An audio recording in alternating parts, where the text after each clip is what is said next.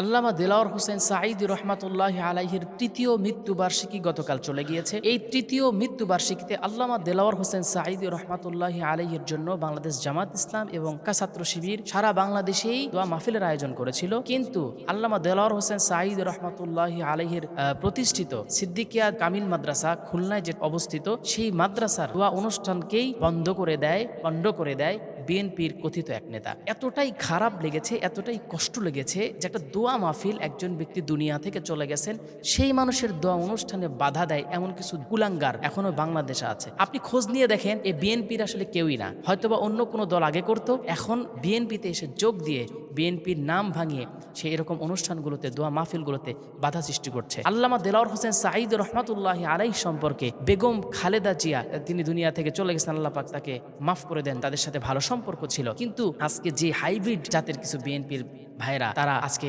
আল্লামা দেলাওয়ার হোসেন সাঈদী রহমাতুল্লাহি আলাইহির এই অনুষ্ঠানে বাধা দিয়ে তারা প্রমাণ করেছে যে তারা আবারও ঘরে ঘুমাতে চায় না। বিগত 17 সালকে তারা ভুলে গেছে। এখন তারা মনে করছে যে তারাই মনে হয় সবকিছু হয়ে গেছে, আর কেউ মনে হয় কিছুই নাই। কিন্তু মনে রাখবেন, যেই শক্তিশালী একটা প্রধানমন্ত্রী, যিনি 17 বছর ক্ষমতা ছিলেন, এরকম শক্তিশালী একটা প্রধানমন্ত্রীকে যদি আল্লাহ পাক ক্ষমতাচ্যুত করতে পারেন, সেখানে তো আপনাদের কোনো ক্ষমতারই আমি দেখি না। ক্ষমতার অপব্যবহার করবেন না, এবং দোয়া অনুষ্ঠান, দোয়া মাহফিলগুলোতে বাধা সৃষ্টি করে আপনারা যে অন্যায়টা করেছেন, অবশ্যই এর শাস্তি আপনাকে পেতে হবে। যে বাংলাদেশ সরকার যদি পদক্ষেপ যদি উনি এখন না নেন, তাহলে ভবিষ্যতে ওনাকে পশ্চাতে হবে। আল্লাহ পাক বুঝার তৌফিক দান করেন, এবং আমরা দোয়া করছি আল্লাহ পাক দেলাওয়ার হোসেন সাঈদী রহমাতুল্লাহ আলাইহিকে মাফ করে দেন, তার কবরকে জান্নাতের বাগান বানায় দেন। আমিন।